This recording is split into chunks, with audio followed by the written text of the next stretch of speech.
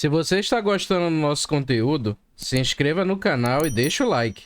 E não se esqueça de comentar no vídeo de que cidade você está nos assistindo, para assim a gente saber até onde o nosso vídeo está chegando.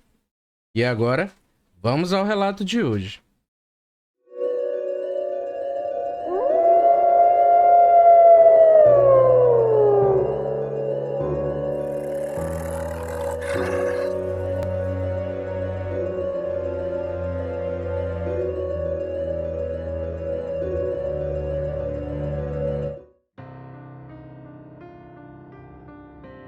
As palavras do dono do bar não saíam das nossas cabeças.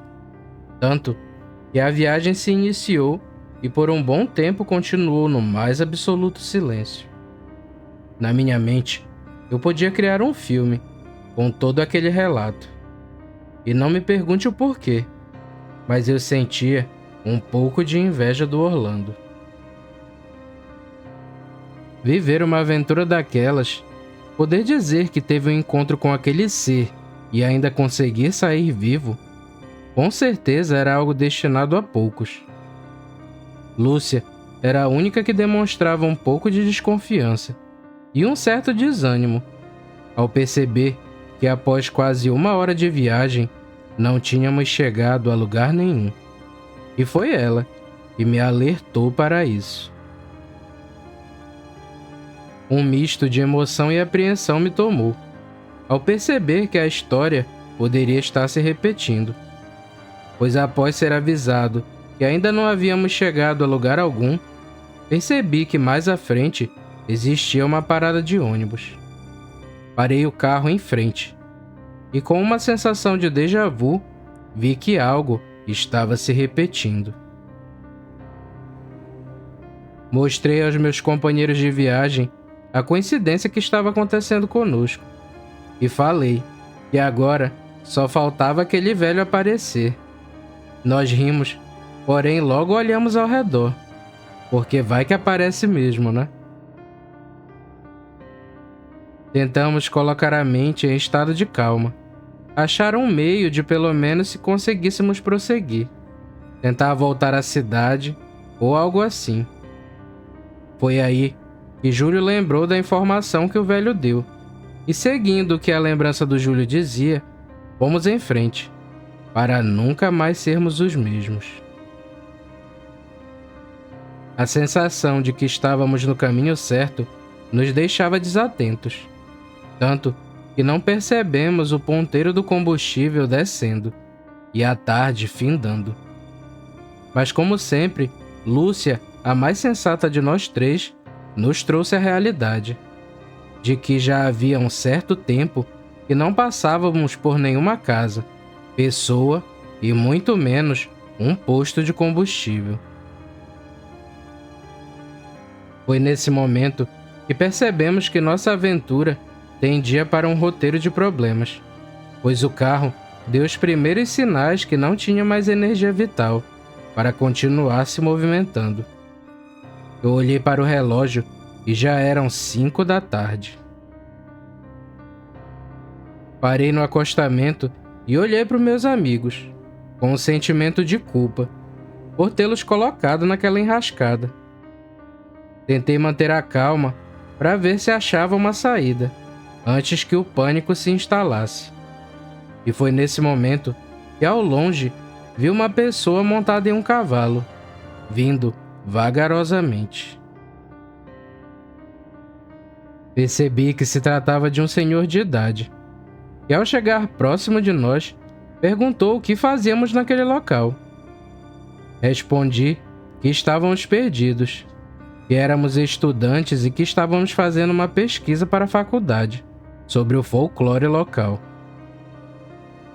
O velho nos olhou desconfiado. Disse que ali era um lugar perigoso e que logo anoiteceria, e as coisas se complicariam ainda mais, pois aí com certeza não teria nenhuma alma viva que rondasse por aqueles lados quando a noite caía. Lúcia tomou a frente da conversa e perguntou se ele não teria um telefone ou um celular que pudéssemos usar.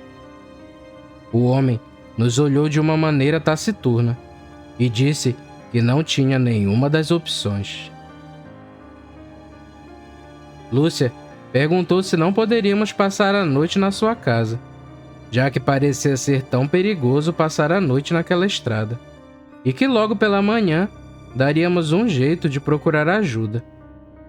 E usando o mesmo olhar da primeira pergunta, ele disse que não seria uma boa ideia, pois morava numa casa pobre, sem conforto, e notava-se que éramos jovens de famílias ricas. O que todos discordaram, e dissemos que seria muita bondade e que ficaríamos imensamente agradecidos com tal gentileza. Mesmo notando a insatisfação, ele acabou concordando, e fomos seguindo ele. Andamos por cerca de 15 minutos, e enfim chegamos na frente de uma cerca, com um portão de madeira, que levava até uma casinha. O velho desceu da sua montaria, abriu o portão e nos convidou a entrar e esperar que ele fosse acomodar o seu cavalo. E ao retornar, nos convidou para entrar na sua casa, que mesmo simples, era confortável, e tinham outros moradores. Uma jovem que deveria ter seus 19 anos e um jovem que não tinha mais do que 14 anos, e ao nos ver, correram para o quarto. Seu pai, demonstrando insatisfação com tal atitude, os fez retornarem para falar conosco. Realizado o primeiro contato, vimos que se tratavam de jovens normais, apenas desacostumados com o contato com outras pessoas. A noite veio caindo devagar. O velho avisou que precisava sair para ir à casa de farinha e que passaria a noite lá, para que no outro dia retornasse à cidade para vender o que foi produzido. Ele pediu que a filha fizesse algo para que pudéssemos comer e que depois fosse com seu irmão ajudá-lo. Antes de sair, conferiu a porta do quarto que se encontrava fechado, com uma porta reforçada e com várias trancas. E após isso, saiu. A intimidade já se fazia presente entre todos da casa, mas algo estava no ar, e esse algo se chamava curiosidade e incomodação. Sentimentos vindos todos de Lúcia. Não sei se era o jeito que ela achava que a Cláudia, a filha do velho, olhava para mim, ou se era o jeito que o garoto olhava para todos nós, ou se eram os barulhos que vinham do quarto, e os dois tentavam fingir que não estavam ouvindo.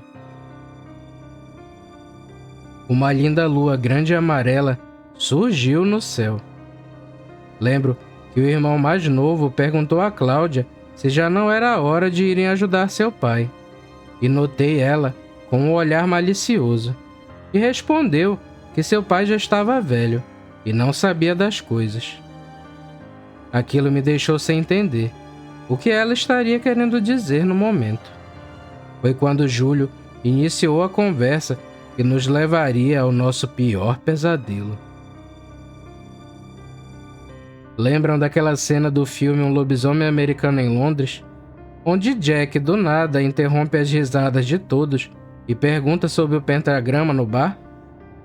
Pois me senti dentro daquela cena, quando Júlio interrompeu a conversa dos irmãos e perguntou por que eles moravam tão distante de qualquer ser humano, mesmo tendo a lenda de que algo monstruoso circulava naquelas terras. Os irmãos se olharam, e não sei se foi impressão minha, mas eles ensaiaram um sorriso, e então a moça começou. Nascemos aqui, eu e meus 2 irmãos. Aqui sempre foi uma área deserta, boa para caça, mas deserta. Os vizinhos mais próximos moravam a quase 4 quilômetros de distância, e assim aprendemos a viver sozinhos. Nossos pais sempre foram pessoas boas. Nossa mãe, dona de casa, e nosso pai, caçador, pescador, mascate. Ele fazia de tudo um pouco para sustentar nossa família. Porém, um dia, algo mudou nele. Ele saiu para caçar e passou 2 dias sumido. Quando apareceu, estava muito ferido e sujo. Disse que tinha sido atacado por um cachorro enorme e só escapou porque na correria caiu num buraco. E por se tratar de um buraco estreito, o bicho ainda tentou alcançá-lo, mas não conseguiu. E lá ficou, sem conseguir sair. Mas percebeu que o cachorro à noite vinha verificar se ele estava lá, e só se afastava quando o dia estava clareando. Depois de muito tentar, ele conseguiu escapar finalmente daquele lugar. Após isso, nosso pai se tornou alguém triste, calado, e em algumas noites ele saía e só voltava pela manhã. Eu olhei para Lúcia e percebi que ela também não estava gostando do rumo daquela conversa. Já o Júlio nem piscava os olhos de tanta atenção. E a moça continuou. Uma noite, minha mãe, desconfiada que nosso pai estava tendo um caso, foi atrás dele, pedindo que nosso irmão mais velho tomasse conta de nós nesse intervalo. Lembro que acordei com os gritos dela, pedindo para que nós trancássemos o quarto e indo pegar a espingarda do nosso pai. Foi aí que algo invadiu a nossa casa, derrubando a porta da frente. Do quarto, não dava para saber o que acontecia, mas acho que no meio daquela gritaria, ouvi o nome do meu pai. Depois, só urros e gritos, e o silêncio.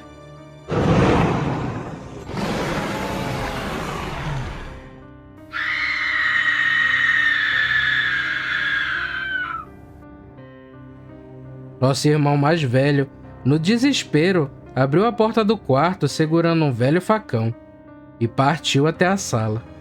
Eu ouvi os gritos dele e algo sendo jogado sobre a estante da sala. Agora, só era eu e meu irmão caçula, e abraçada com ele, olhando para a entrada do quarto. Vimos aquele cachorrão preto vindo na nossa direção. Eu fechei os olhos e pedi para o meu irmão fechar também, e disse que quando abríssemos novamente, aquilo já teria sumido. Coisa de criança. Logo, senti o cheiro e o focinho encostando na gente, e finalmente uma dor lacerante, e depois o choro do meu irmão. Aquilo havia nos mordido. Uma mordida que quase arrancou um pedaço do meu ombro e a batata da perna do meu irmão. Mas após isso, aquele monstro se afastou. A dor que sentimos foi tanta que desmaiamos e só acordamos no outro dia. E vimos o rosto do nosso pai, com uma tristeza nunca vista. E foi nesse momento que descobrimos que nossa família não seria mais a mesma. Lúcia me olhava já com lágrimas nos olhos, pois sentia que aquilo não terminaria bem. Eu já planejava um modo de sair daquela casa, pois o desfecho daquele relato com certeza iria descambar para algo que eu não estaria pronto para ouvir. E Cláudia, se aproximando da janela e olhando para o lado de fora, continuou. Nosso pai não havia contado toda a história. Ele omitiu que chegou a ser atacado e mordido. Sangrou tanto que achou que iria morrer. Porém, no outro dia, a ferida estava praticamente sarada. Apenas se sentia um pouco desnorteado e sonolento. Praticamente neste dia, dormiu o dia todo. E ao acordar, percebeu que a ferida estava totalmente curada. Já era noite e sentiu o cheiro da fera, e que ela rondava o buraco em que ele estava. Só que ele também conseguiu perceber os outros barulhos da mata, até mesmo os carros passando na estrada. E pelo que vocês notaram, a nossa casa fica bem afastada dela. Ele nos contou que houve uma hora em que a fera colocou sua cara feia na frente do buraco. E ele notou que ao encará-lo, o bicho recuou, uivou e urinou na entrada do buraco. E após isso, saiu correndo.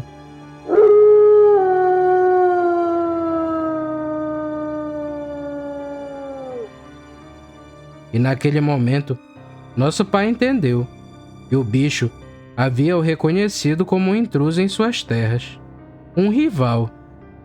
Urinou, demarcando o território, e uivou, demonstrando ser o alfa. Ele nos contou também que ao voltar para casa, pensou em ir embora, mas por saber que nós não teríamos quem cuidasse da gente, articulou o plano de toda a noite de lua cheia se acorrentar no pequeno celeiro que temos. Nesse momento, ouvimos um urro lá fora.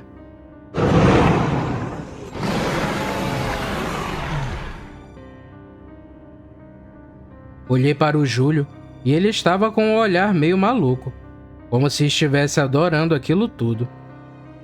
Cláudia, notando isso, olhou para ele e disse: "Sim, esse é nosso pai." Ele, diferente da gente, sempre teve medo de ferir as pessoas. Nossa mãe foi a única que ele matou com gosto, pois após ser infectado pela mordida do lobisomem, sentiu o cheiro do nosso vizinho nela, que também não está mais nesse mundo, e assim descobriu a traição da nossa mãe. O amor de pai o fez nos poupar. O caráter dele o fez acorrentar-se. Mas para nós, os seres humanos são apenas gado. Principalmente depois que um caminhoneiro quase mata nosso irmão mais velho e olhou para o quarto que estava trancado. E nesse momento, percebi que gemidos vinham de lá. Olhei ao redor e vi que o irmão mais novo já não estava dentro de casa. E os olhos de Cláudia já estavam com uma cor diferente. Explicar aquilo que estava acontecendo em nossa frente é algo difícil de descrever, mas tentarei. Os espasmos parecem uma convulsão. No rosto, as primeiras mudanças que acontecem são principalmente motivadas pela dor, pois é perceptível que o sofrimento de quem sofre com essa maldição é inominável. Talvez por isso haja tanta fúria quando o processo está terminado e a fera já se faz presente. Os músculos são reorganizados sobre a pele. Sempre me perguntei por que nos filmes quem assiste a transformação permanece parado, feito um idiota. Mas te digo, não tem como ter alguma reação, principalmente quando os ossos da face começam a se alongar e o maxilar expande para receber aqueles dentes. Ou quando os braços, antes de uma garota, se transformam em braços de um fisiculturista, e a cereja do bolo são os pelos, e então uma adolescente se transforma numa enorme besta. E em câmera lenta, virou em nossa direção e sorriu. Ah, é, porque com certeza aquilo era um sorriso. Mas neste momento, notei um olhar de surpresa naquilo, e foi quando ouvi um disparo.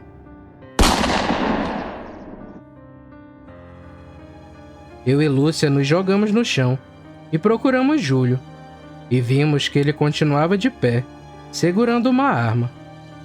Ele olhou pra gente e disse: "Vocês não acharam que eu viria pra cá sem uma proteção, né?" E olhou pra sua pistola, e segurava, e continuou dizendo: "Quase 3.000 reais em prata, mais 5.000 reais da pistola. Acho que valeram a pena. Agora levantem, e vamos matar o resto desses filhos de rapariga."